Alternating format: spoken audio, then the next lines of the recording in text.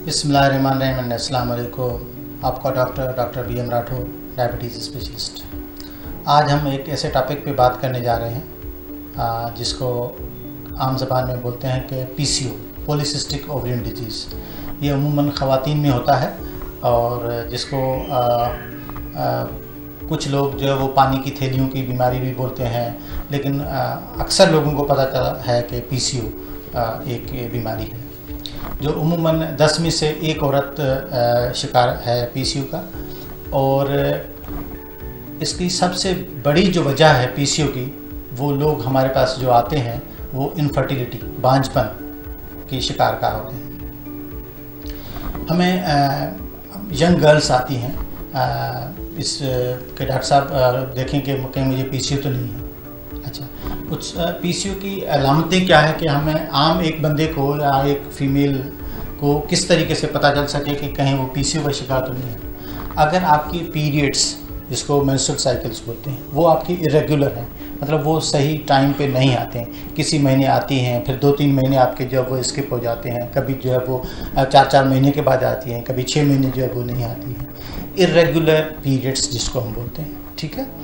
और या कभी कभी आपको जो पीरियड्स बिल्कुल बंद हो जाते हैं, साल हो जाता है पीरियड्स बिल्कुल नहीं आते हैं। और गैर ज़रूरी बाल आपके जो चिन पे बाल आ जाना या आर्म्स पे बाल आ जाना या चेस्ट पे बाल आ जाना, जिसको हम हिरोस्टिज्म बोलते हैं, ठीक है। और आपका आवाज़ जो है वो थोड़ा सा मर्दाना टाइप जो है वो हो जाता है बिकॉज ऑफ द टेस्टोस्टेरोन।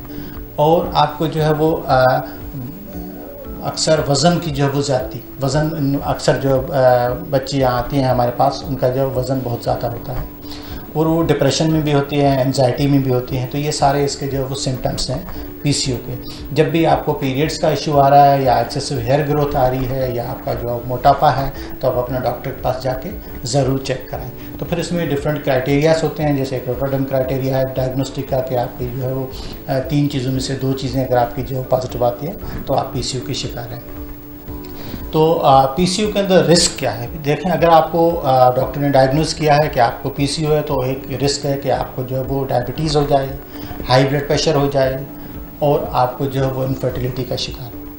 अच्छा, कुछ यंग गर्ल्स हैं जिनको गैर शादीशुदा हैं, उनको इनफर्टिलिटी का तो इशू नहीं है, लेकिन उनको मोटापे की वजह से उनको डायबिटीज़ का खदशा होता है।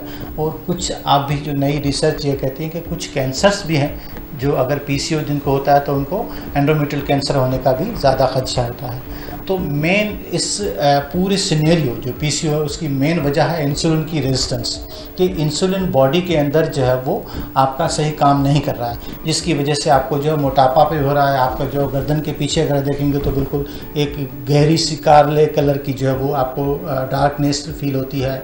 आर्म पिट्स में जो है, एक्जिला के अंदर या ग्रोइन रीजन में अंदर आपको जो है वो काले जो है वो डार्क पिगमेंटेशंस जो है वो नज़र आती है।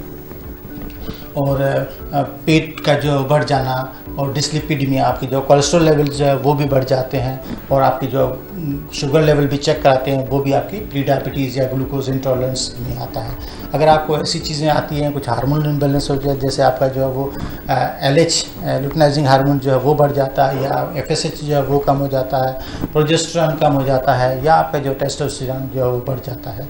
तो ये चीज़ें अगर आपके पास लैब्स के अंदर आती हैं या जो सिम्टम्स जैसे आपको बताया, अगर ये ऐसे शिकार हैं आप, तो आप अपने डॉक्टर के पास जाएं।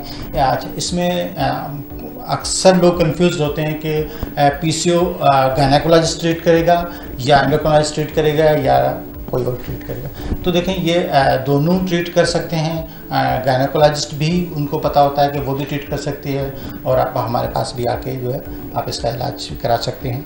बहुत शुक्रिया, थैंक यू। अगर ये वीडियो आपके लिए हेल्पफुल थी तो आप इसको शेयर करें ताकि दूसरे लोग भी इससे मुस्तफ़ीद हो सकें, और बेल आइकन को दबाएं ताकि अगली वीडियो का भी नोटिफिकेशन आपको टाइमली मिल सके।